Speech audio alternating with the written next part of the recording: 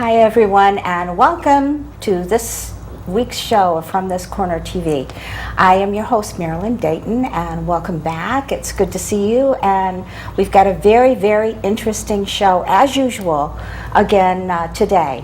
And we have quite a few people with us. Don't let that alarm you in any way, because there's a lot of different angles to our subject matter tonight. We're going to be talking about dementia and Alzheimer's. Now, don't let that scare you either, okay? Because there's a lot of resources out there and a lot of information that we're going to share with you tonight. So let me introduce the people that we've got on the show tonight. We're going to start at the opposite end. And this is Donna and John Clark. And John is the one we've been hearing about who did the Ride for Alzheimer's, and we're going to be talking about that. Then we have Christine Johnson from the Alzheimer's Association with us. She's going to be answering some questions on the Alzheimer's Association and the difference between dementia and Alzheimer's and that kind of thing. And then we have Teresa Norris, who is an author and an advocate on dementia and Alzheimer's, and who wrote a wonderful book about the experience with her mother. And then we have with us, Cecilia Sullivan, who is a very caring person.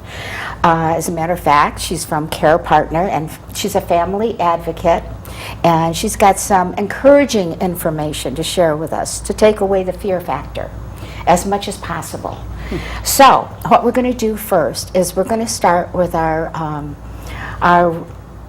we're going to start with John and Donna Clark, who do something very, very important in their support for the organization. And we're going to talk about his Ride for Alzheimer's. You can see the sign behind his head. And so, John, why don't you tell us when this started and what it is exactly that you've been doing? Well, a little bit of history is really good to start off with. Back in the 90s, I was what one would consider a recreational cyclist, and I was a member of the Pequot Cyclists here in southeastern Connecticut. I would do time trials, racing time trials in Rhode Island. My mother was living here in Groton at that time, and in the fall of 1992, my sister came down from Maine just to make a visit and see Mom. She hadn't seen her for a while, and something triggered my sister's attention, and she wasn't here more than about 5 minutes when she said, "Something's wrong with Mom." Mm-hmm. And then she stayed for a little while for the day, and then she went back to Maine, and about 2 weeks later she came back to visit again, except this time her husband was with her and several of her sons, and they moved Mom lock, stock, and barrel to Maine to live with Jean, my sister. And shortly after they moved my mom up there, Mom was diagnosed with the Alzheimer's disease. My sister had a full-time job, and as most people are aware, being a caregiver, which now my sister was going to be, is a 24/7 job. So there's two full-time jobs, and fortunately, fortunately my mom was very good at social graces, and my sister was a very caring person too, and still is. And when she was working during the daytime, my sister would provide a home care health provider for my mom in her home. For many years time went by, and I had a degree of guilt that was in operation. My sister's in Maine taking care of Mom, and I visited several times, and it was very depressing and very sad to see the whole chain of events that were occurring and the deterioration of our mother. In the fall of 1998, I was at a cycling club end-of-year banquet at a pizza house in Old Saybrook. And there was a guy sitting across the table from me who was talking about a ride that he had done from Washington State to Washington, D.C. And I looked at this gentleman and I thought to myself, well, he doesn't look like a cyclist to me. When you think of a cyclist, you think of these Tour de France cyclists, and he's very fit and they go very fast. I said, well, I I think I'm a little bit more fit than he is. Maybe I could do something like this someday. But I had two fears that were blocking me from doing something. And one of them was being away from home. And the other one was flying. In order to do something long distance, it was necessary for me to fly to a ride destination, ride start, and then a destination, have to ride home, fly home again. In the winter of 1999, my guilt drove me to make a decision. And I did decide to do a long ride, and I did, from Erie, Pennsylvania to Portsmouth, New Hampshire. And I sent letters asking for donations for my cause and my riding, family, neighbors, members of my church, teacher colleagues. I was a teacher at the time, Pequot cyclists, members of the gym. And the ride was very successful. It raised $6,600. And this was was intended to be a one-year effort. And it was so successful, I did a little bit of thinking and made the decision that this can't stop. And I decided I was going to continue. And I have been, for the last 16 years, doing these long-distance rides across the country, the East Coast, the West Coast, down the Mississippi, cross-country twice, and fundraising all the time. And there's no way that anybody could ever have convinced me back in 1999 that I'd be here now where I am and with the results that have occurred as all these years of cycling. This year we had a $20,000 goal, and we surpassed that. It's the third time in the 3 years we have done that. And the overall effort in 16 years has raised over $250,000 Wow. for the Connecticut Alzheimer's Association, for their programs and research and the things that they need to do to help care for people that are dealing with the disease. My stepson, the next year, created a website called rideforalzheimers.com. And the website is entertaining and informative. It's entertaining because there are blogs of every day I've ever ridden, and tons of pictures, some movies. And it's informative for people that are looking for information because of the professional Alzheimer information sites that are there that people can link to. And people can email me through my website. They could donate online. So the effort has evolved over time to where it is now, and I'm just thrilled. I don't want it to stop. The association doesn't want it to stop. But we're going to be evolving, transitioning into a new field, a new endeavor, whereby I'm going to continue to do some cycling. Not sure what it's going to look like right now. But the major thing that's going to be happening is the association is looking for cyclists that are possibly interested in doing something similar that I've done. Doesn't have to be riding across the country, and doing something. And the association is going to be accepting requests, and people can make a case for what they want to do and talk to the association about it. And I think they're going to be calling it the John Clark Ride, bike ride. And I'm going to be mentoring these cyclists and giving them information, Donna and I, about what you need to do, the resources that we have created over the years from scratch, and we have used and expanded and improved over the years. And we're hopeful that we're confident we can find some cyclists that are willing to get involved and do something, and maybe it would become a passion like what it has for me. So that's kind of a history of where it all started and where we've been over the years, and I'm feeling very good about it. At the age of 72, though, the ability for me to continue with the same enthusiasm and drive and energy that I've had over the last 16 years, it becomes more difficult. My body, my legs, my arm, my muscles are in constant conflict with my mind and my heart, because my heart wants to continue doing this, and the body says it's time to make a transition and do something a little different. And if we can get some cyclists in the state of Connecticut doing something like what I've been doing, the whole effort could just explode. And that's what we're hoping will happen. Now tell me, we have a little purple teddy bear here, and it's so cute, but it's also on your shirt, and it's also on the logo on the front of your shirt. So who is he or she? The ride I did in 2005 started in San Francisco, and it went to St. Joseph, Missouri. Prior to that ride, there was a kickoff celebration at Chili's here in Waterford. And the association brought these little bears to that meeting, to that event. And the bear is named after a woman who, prior to that time, about a year or two prior to that, this woman had passed from Alzheimer's. She was 61 when she was diagnosed. She was 71 when she passed, and the family wanted to have some way to help the association with some fundraising. So they have these bears.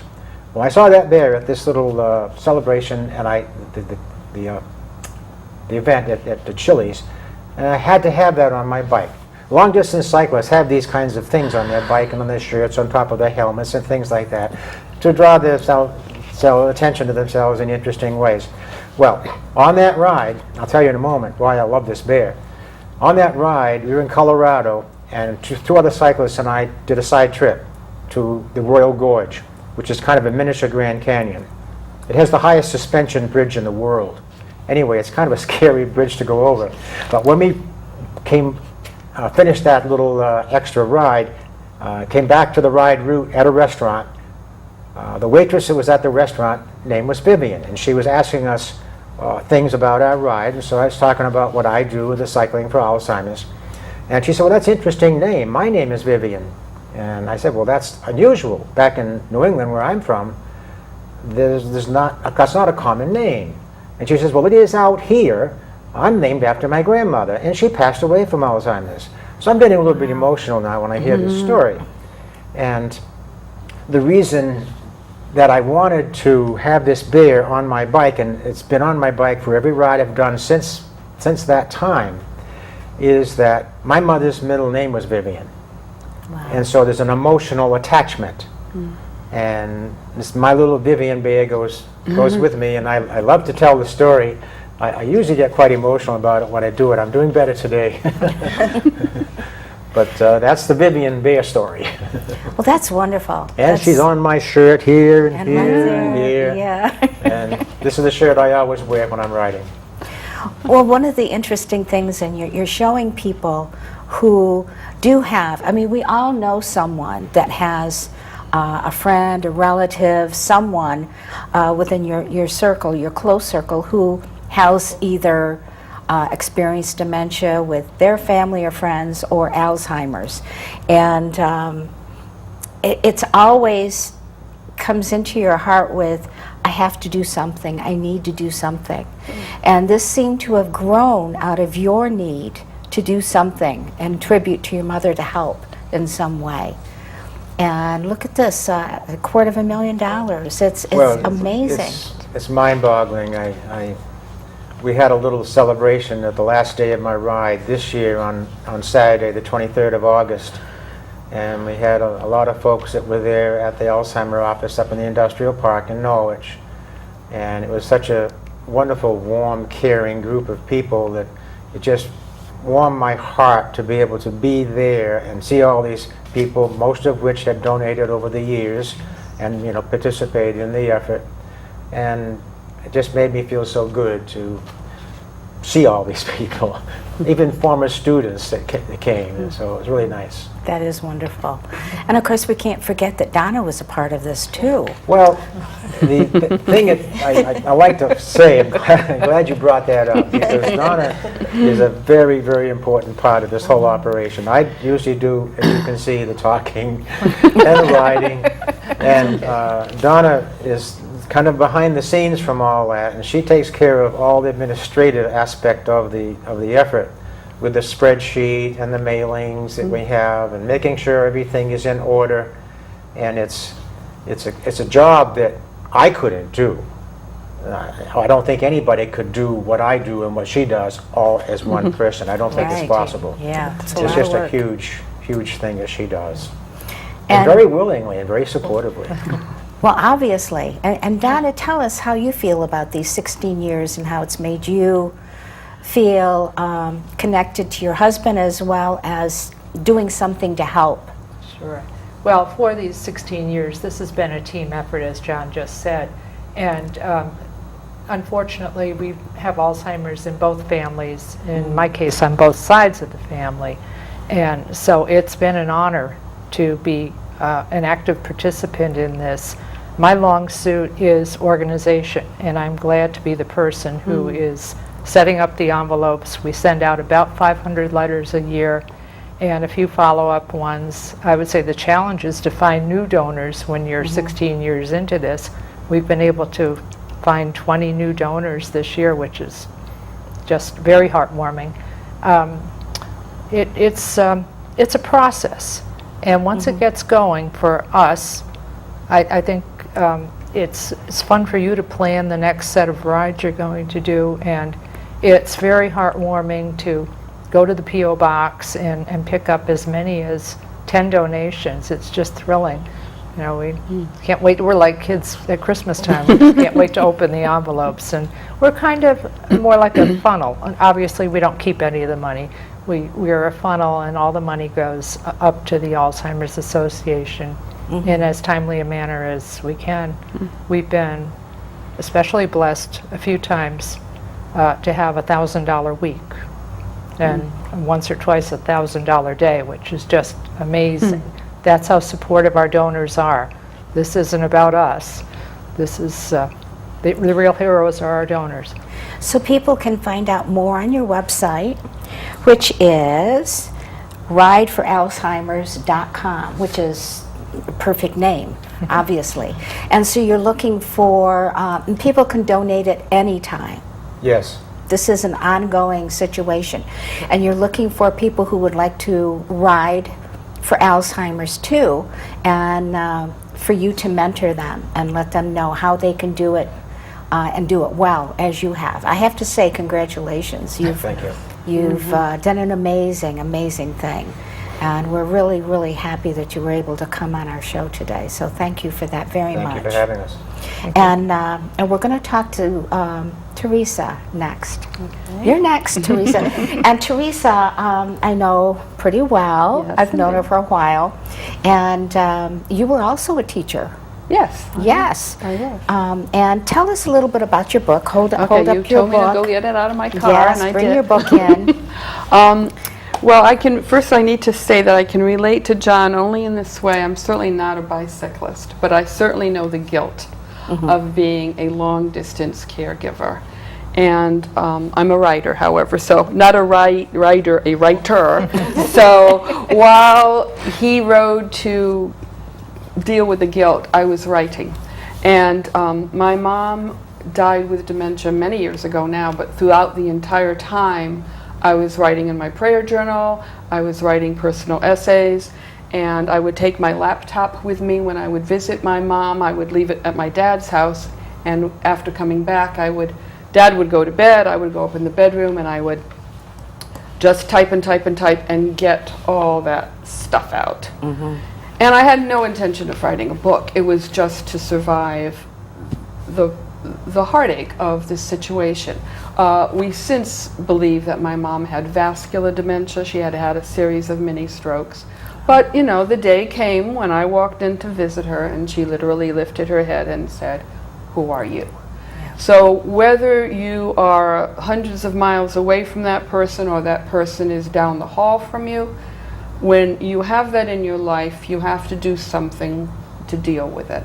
So I wrote, and I wrote almost home, How I Lost My Mother Without Losing My Mind, A Faith Journey. And I will just add, to give us all a little chuckle, that my husband thought I should call it My Big Fat Portuguese Guilt. But I did not.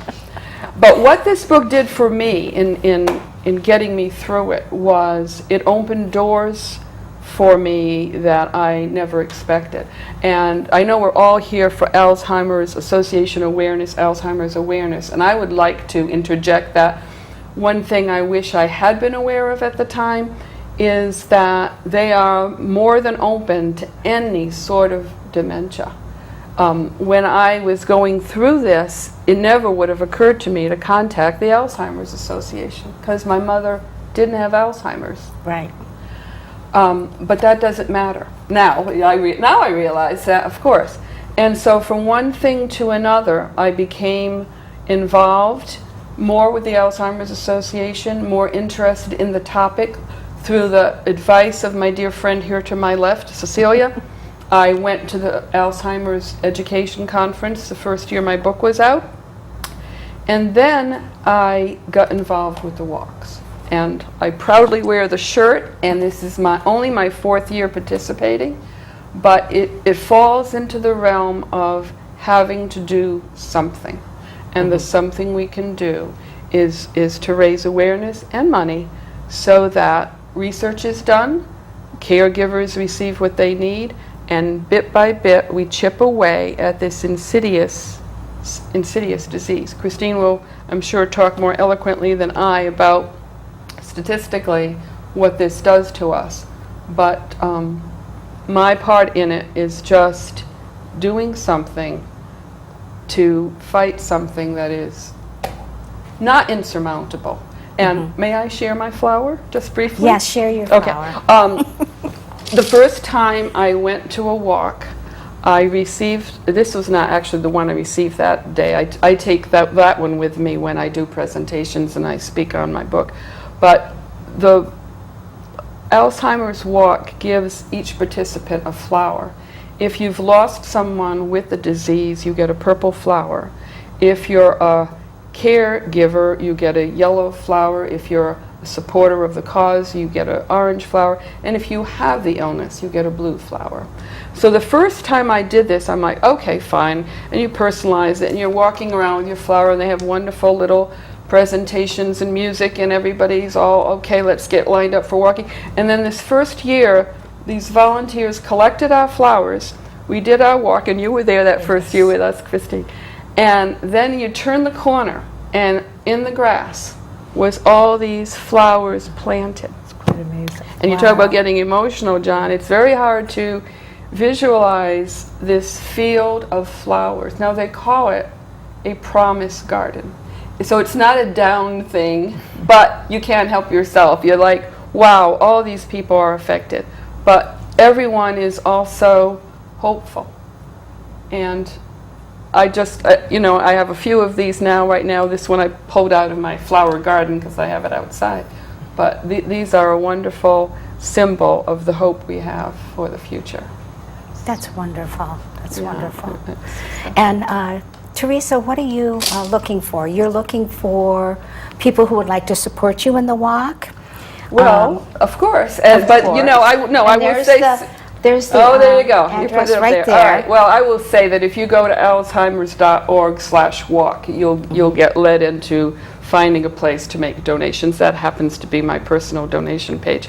I've been a member of the Quiet Corners Crusaders, which is not we're not the Quiet Corner, but the way that happened was that first year that I went to the conference, I met this lovely woman, Beverly Linderman, and she had a team. And she said, oh, you've got to come to the walk. And I thought about doing a team. I thought if I ever do a team, I'd call it Almost Home. I asked my children who live here and there and far away. They weren't able to walk with me, so I said, I'll just join Bev's team. So this is the 4th year I'm on that team, and that was my donor page. And yes, we have a great little fun competition with each other. We're trying to outdo. Sometimes I feel very proud that our little group of a few people are out donating or out raising some of the institutions that can do, hoedowns and barbecues. So we're doing very, very well. Well, the thing is, the walk is coming up very soon. It is. It's Which September is 20th. Okay, September 20th. But that doesn't mean that you are thinking, well, I have to hurry and write this down. Actually, it's T. Norris, N-O-R-R-I-S. Oh, the I is missing.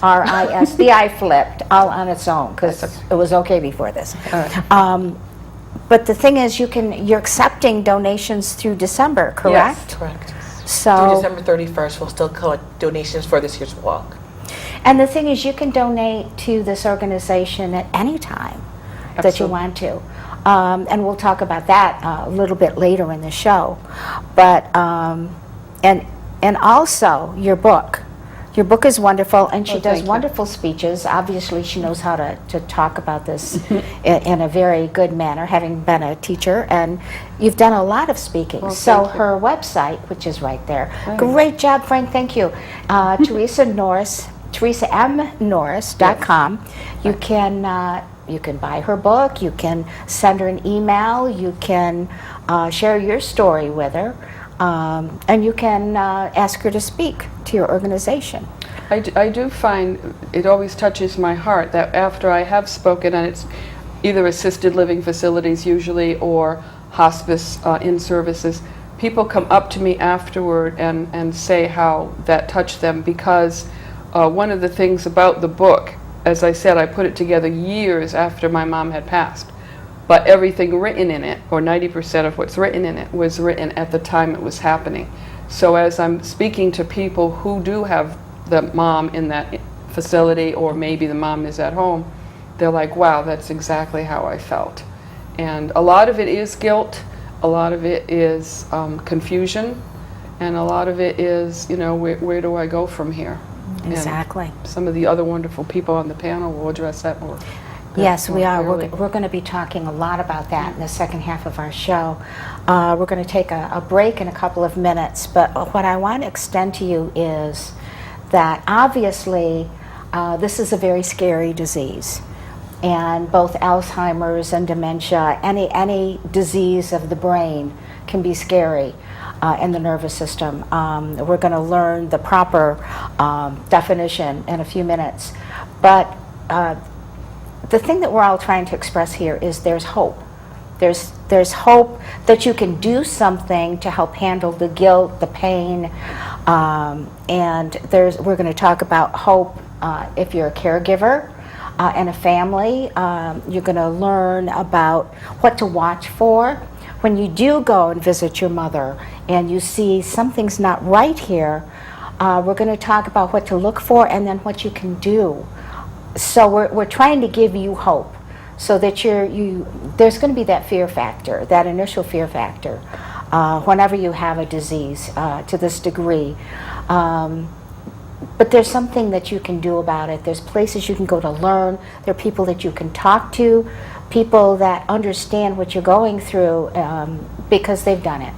So we're going to talk more about that in just a few minutes. So please stay with us, and we'll be right back after this. Can you help me with this? My new dad teaches me all kinds of stuff. Sure. He helps me with homework. That would be 3.6795. Thanks. Yep. He helps me with my decision making. I wouldn't use this one. Ever. And he's even teaching me how to drive. And that's why cars have bumpers. I'm learning so much. You don't have to be perfect to be a perfect parent. Thousands of kids in foster care will take you just as you are. When some people struggle with their mortgage payments, they become frozen, petrified. Not knowing what to do, they do nothing. But the people who take action are far more likely to get the most positive outcome. Making home affordable is a free government program. Call now to talk one-on-one with a housing expert about the options that are right for you. Real help, real answers, right now.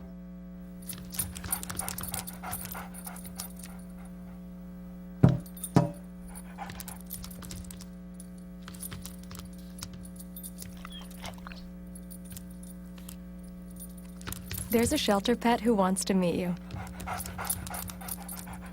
Meet one today. Visit theshelterpetproject.org. Adopt. Up, college is hard. Down, those books are heavy. My sport is football, but my passion is education. Right up here. So every year I take promising high schoolers on a college tour Lights there, darts there. to show them that higher education means a brighter future. My name is Nnamdi Asamoah. I don't just wear the shirt, I live it. You can be a reader, tutor, or mentor too. Take the pledge at liveunited.org/volunteer. Do you wear this? And welcome back. So glad that you could join us today. We're talking about something very serious, obviously, Alzheimer's and dementia. And what we're going to do right now is we're going to talk to Christine. But first, I'd like to reintroduce you. Our guests today are very special.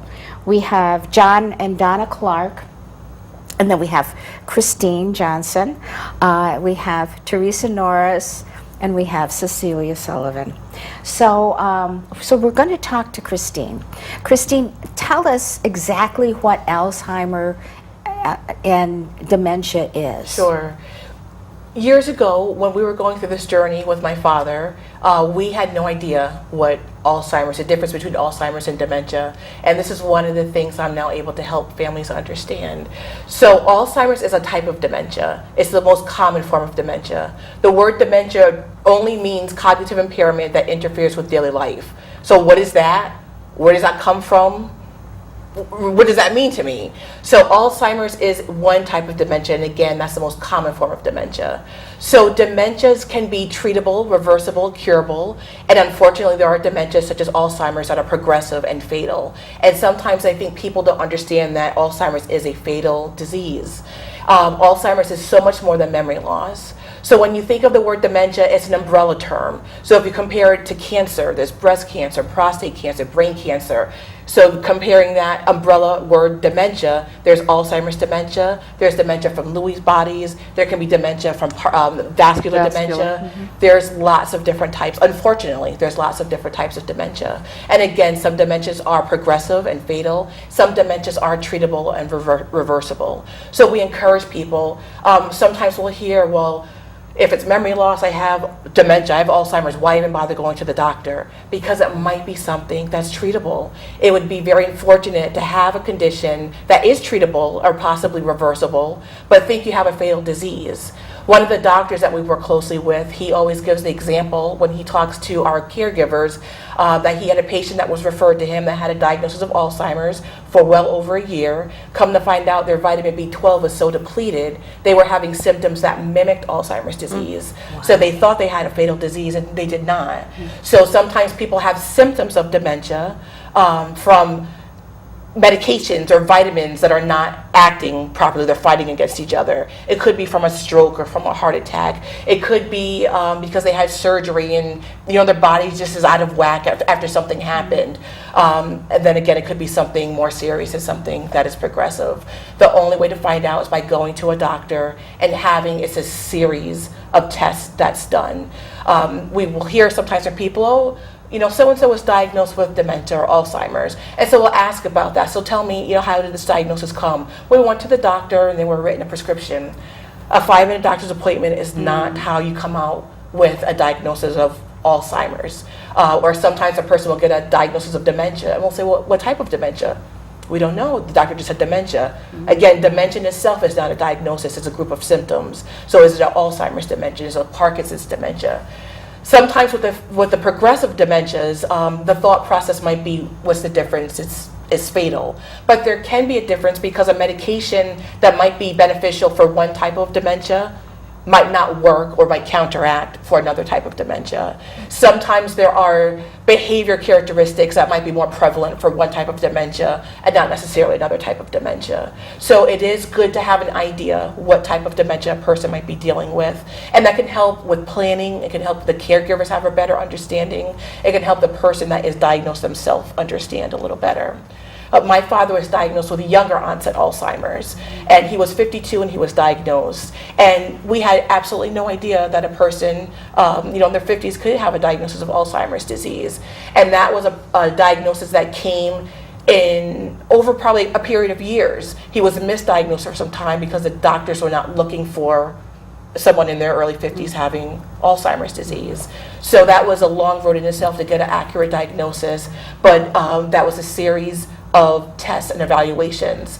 The only 100% accurate test for what type of dementia, Alzheimer's it is is an autopsy, and people aren't necessarily jumping up and down to volunteer for that. But a skilled doctor, a skilled geriatrician, a skilled neurologist can diagnose with about 95% accuracy, and it's really by excluding other conditions. They should be taking a personal history, checking medications, talking with the family to see what's different, and then excluding, is it cancer? Is it a thyroid condition? People can have a thyroid condition, and those symptoms can mimic Alzheimer's disease. Wow. So there are things that can mimic, or again, that just need to be excluded, and that can lead the doctor, geriatrician, neurologist to, is it an Alzheimer's type dementia, is it a Parkinson's type dementia, Lewy body, or so forth. So it's important to go to the doctor. Now, what about this young man, this young boy that you told me about and gave me that article?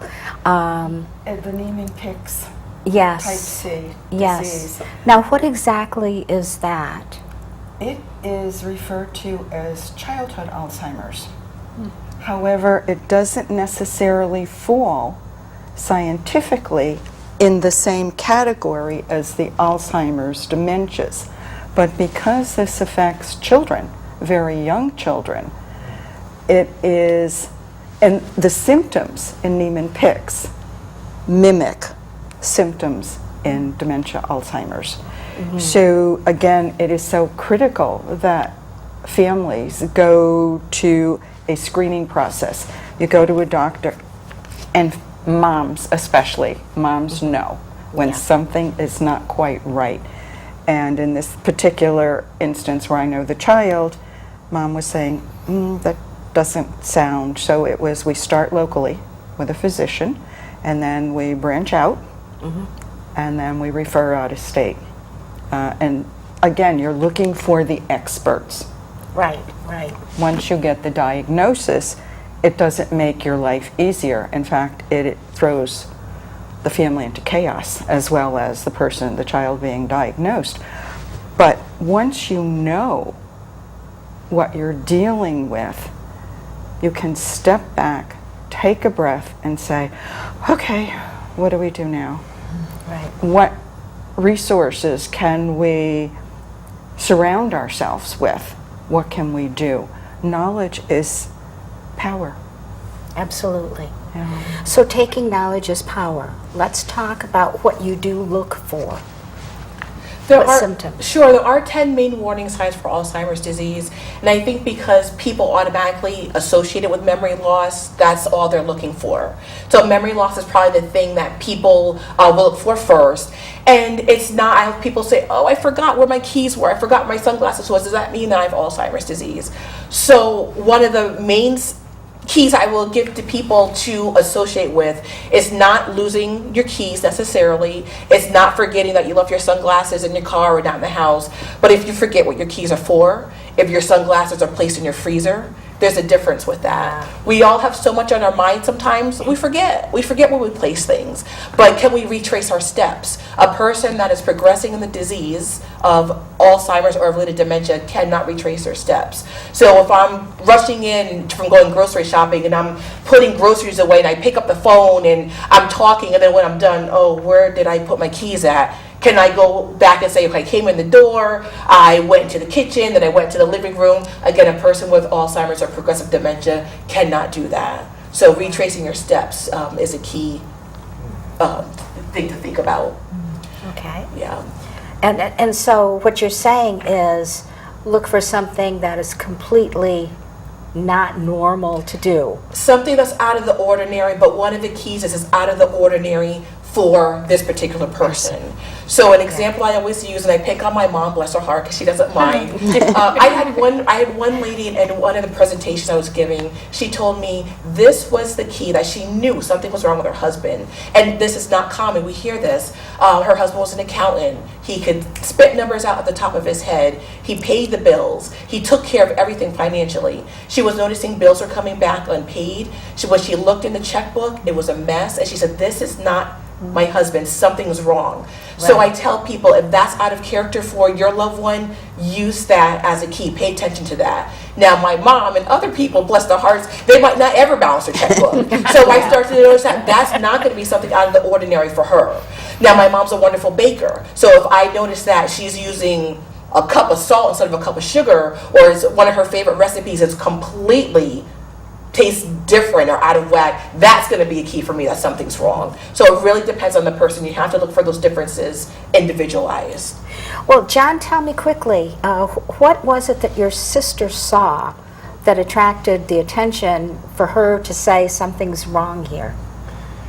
Well, I'm really not sure how to answer that. It was a number of things. She was saying things that didn't make sense. Ah, okay. And she couldn't recall a memory of something that she would have known for sure, solid. Right. She would get lost driving around Groton. Yeah. And we found it calmed her down when we just told her, save all your mail, we'll pick you and your mail up on the weekend, and we'll sit down and go through it.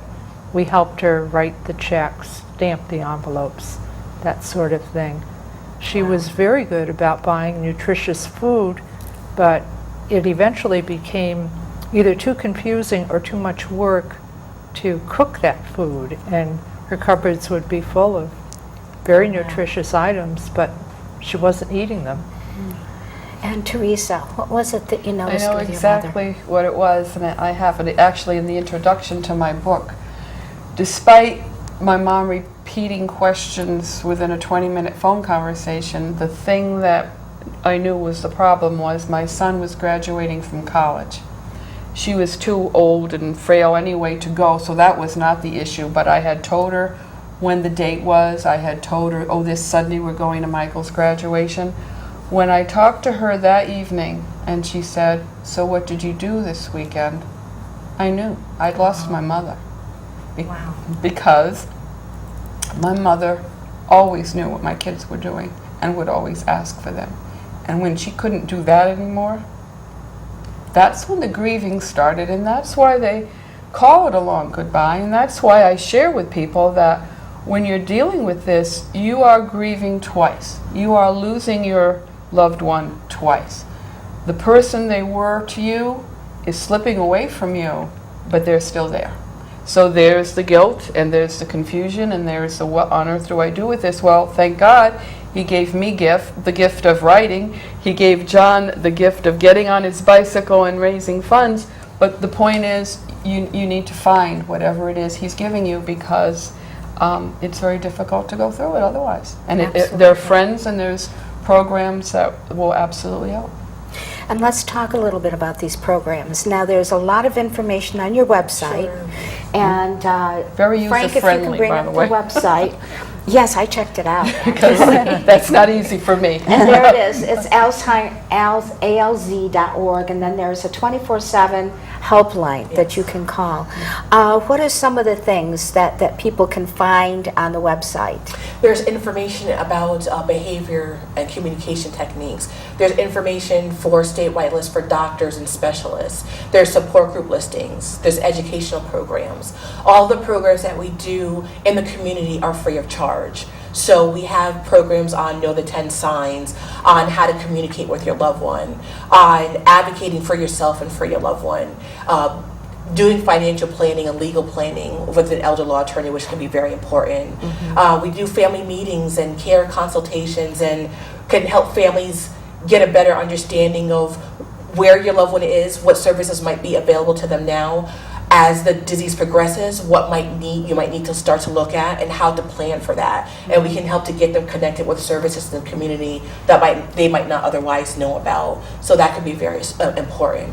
The support groups can really help a family or a person diagnosed. We have support groups that are specifically for people diagnosed. We have support groups for those diagnosed and a care partner, and we have support groups that are just for care partners. And they can be such a sense of strength and support to know that you're not the only one that's going through this disease, that you're not the youngest person out there going through the disease, that you're not the worst person in the world to have this thought about your loved one with this disease, or if you're the person with the disease, that there is a community of other people that can understand what your thoughts are, what your feelings and frustrations are. So we try and meet the needs of the people in the community, and we still have some work to do. You know, we still can increase our programming and increase the education, but we're out there. We have wonderful support like John and Donna and Teresa and Cecilia that are out there and help to educate people and spread the awareness. And one of the things that I believe is a disservice is that so many people do not know that there's an Alzheimer's Association, or that the Alzheimer's Association is not just Alzheimer's Association. Right. Our full name is Alzheimer's Association and Related Disorders, but that's too long for our business cards, and we have to shorten it. But we provide a lot of services that are out there and just help get people connected. And we encourage doctors to let their patients know that there's an Alzheimer's Association and that there are other services that are available to people in the community.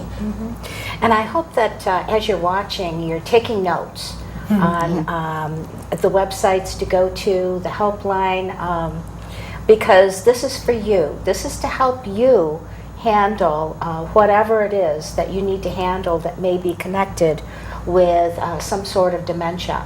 And we're going to talk about a couple of other things that can help you too. And you're going to share that information. You brought along a book? I brought along a book. My husband, 14 years ago at 58, was diagnosed with early onset. Now it's called younger onset. So again, the terminology is changing to meet the needs of the current needs. I attended a Fearless Caregiver conference down in the New Haven area. Gary Barg is the editor of the Fearless Caregiver book. He also has a website, and today's Caregiver.com is a magazine. It is not just for people with dementia or Alzheimer's. They discuss autism, MS, Parkinson's, a variety of different topics to meet individuals' needs. What I love about the magazine is it is very short articles, jam-packed with good information. Now, what is the website again? I have to write this down. Okay. You do too. Today's Caregiver or Caregiver.com. Okay, today's Caregiver or what's? Caregiver.com. Caregiver.com. Yes. Gary Barg will be having a Fearless Caregiver conference in the New Haven area in November. Okay. He is on the board of directors of the Well Spouse Association, which will have their annual meeting in Mystic next month. On the 25th of October, he will be at the Quality Inn in Mystic, and he's going to have a question and answer period. I think there will be a panel of professionals, and he's looking for caregivers to attend. And I will get you the contact person's name, so that you can showcase that at another one of your sites.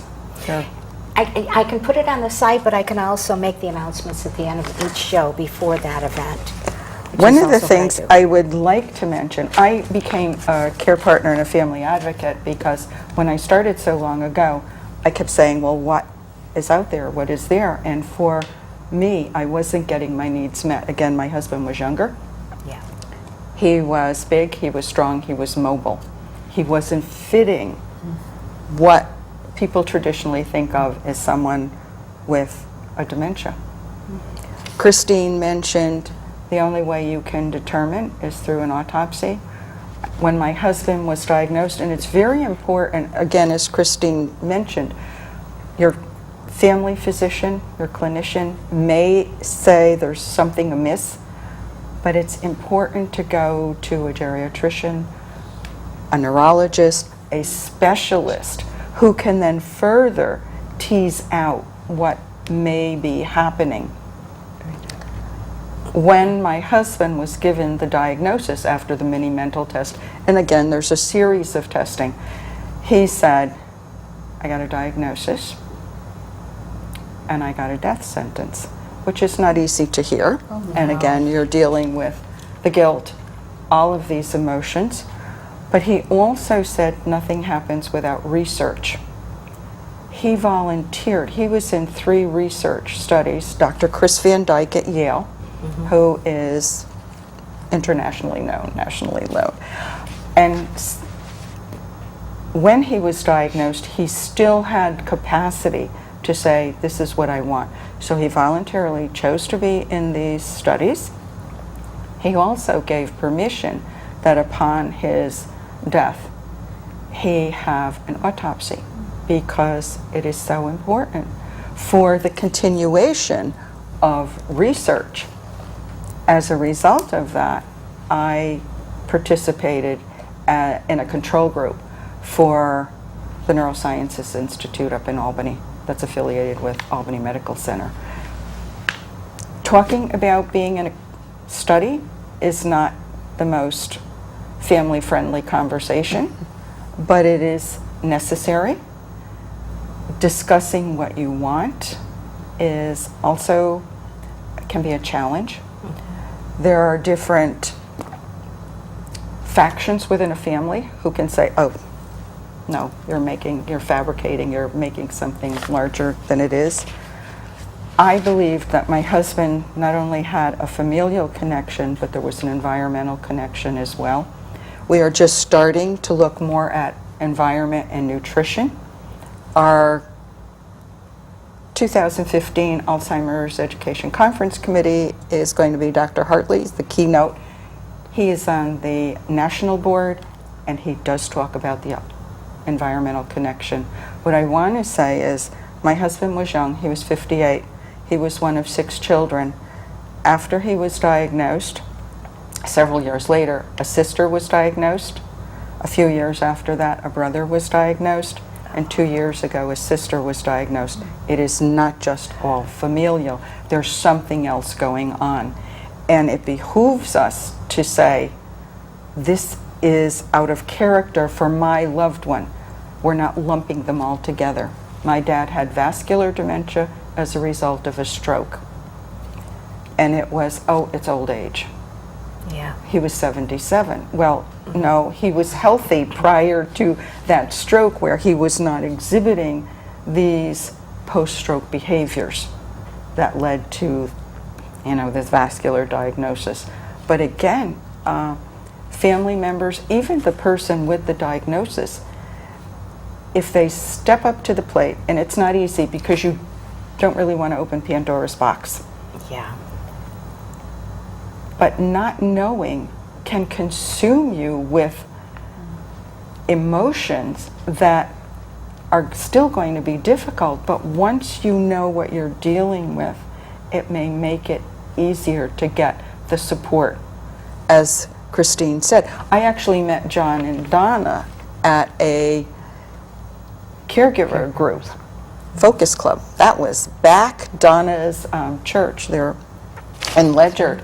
Allowed a group of us to come once a month and share a meal and share stories so that we were not alone, because isolation is huge. Absolutely. And for caregivers, it is always about the client, the patient. The clinicians and the caregivers work in collaboration to support this person.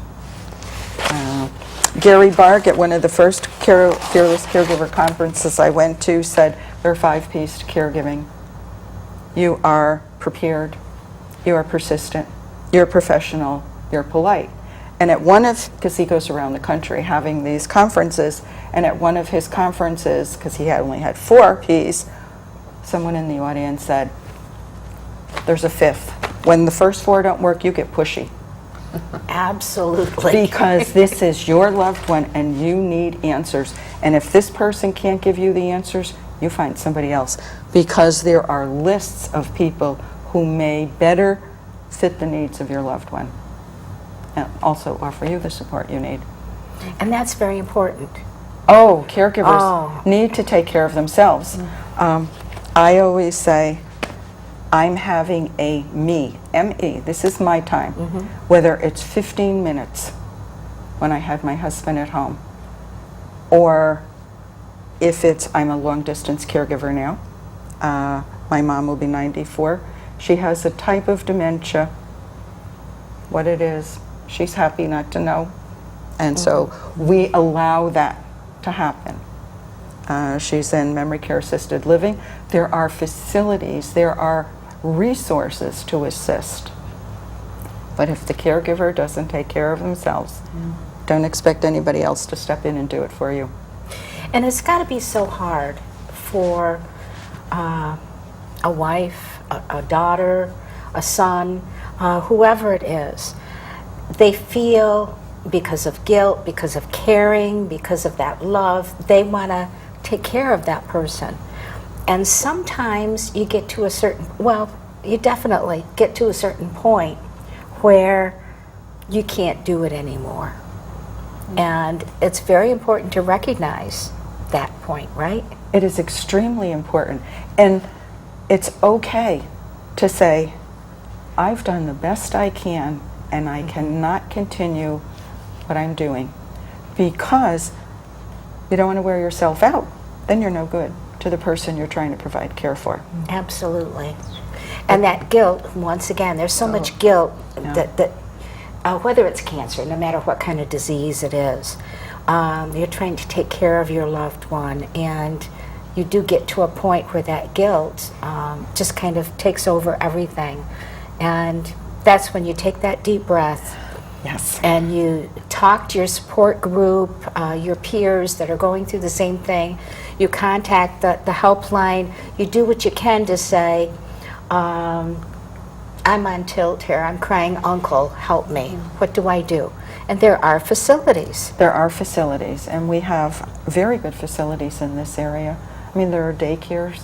I used daycare while I was still working. There are support groups, both for the caregiver, for the person. Fortunately, they are now down in this area. Many years ago, I traveled to Windsor Locks. I traveled to Hamden because that's where I could get my caregiving needs met. So when the Alzheimer's Association opened up an office in Norwich, I was delighted. But we have a lot of excellent local resources if people will just avail themselves to them. And sometimes you get the information and you do nothing with it for a while, and that's okay too, because you reach out when it's important to you. And thank you for having us on. Oh, this has been such a pleasure. I almost feel guilty because I have to now go to my announcements. I wish we could continue talking. This has been a wonderful show, very informational. And I hope it's been informational to you too, and giving you some hope that if you know someone that's going through this, if you're going through this and you're a caregiver, please look for help. There's just so much out there now in this book. This looks like a really, really good book. The Fearless Caregiver, How to Get the Best Care for Your Loved One and Still Have a Life of Your Own. Which is important. Gary Barge, B-A-R-G. And today's Caregiver magazine sounds like a great resource too. Right. So please write all these things down. And if you don't get them the first time, it's okay. Watch our show again. That's allowed. And then write them down. And speaking of writing down things, I always give some announcements. And I've got 2 minutes to do this, so I'm going to do it really quick. These are the same ones that I talked about at the last show, so I'm going to do it really quickly. The annual Fairview raffle, which will be October 2nd. Go to fairviewct.org. And then we have the Walk Across Southeastern Connecticut for breast cancer research with the Terry Broder Breast Cancer Foundation. I'm very involved in that. Go to their website, tbbcf.org, and check out. We're looking for walkers, volunteers, donations, whatever you can do. And there's also a gala event at the Stonington Como. Actually, it's going to be at the Mystic Aquarium to honor our friend Suzette Tibbetts and the Battle of Stonington Bicentennial Community or Committee. That is, you can find out more information at the Como's website. Then we have on October 20th at the Guard Arts Center, there is with a workshop the next day, the Community Coalition for Children. They're going to be on our show coming up. They help children thrive. And then we have, very quickly, sophiasees.org. And that is a dinner in the dark on November 15th. Looking for a cure for blindness. Very, very important. And of course, we've got some more very interesting upcoming shows. If you've got some ideas or if you know some organization that should be on the show, send me an email. There's my email right at the bottom here. And remember, we're also on Facebook. I try to keep up with posting on both the website and on Facebook about our shows. And you'll be seeing this one posted within a day or two. I'll try to get to it right away. This has been a wonderful show. Thank you. And, Thank you. And I also promised somebody else that I would mention my earrings. Okay. Not that we talk about fashion on our show, but I got these the other day. I'm not a crystal kind of a girl, but I saw these, and they're by Dawn Eager Rizzo, and she's wonderful. So this was a me moment, okay? We all need to have our me moments. And for me, this was very, very enjoyable. Thank you so much for being on the show. Thank you for inviting me. And thank you for being with us, too. And we will see you the next time right here on From This Corner TV. Thanks for joining us.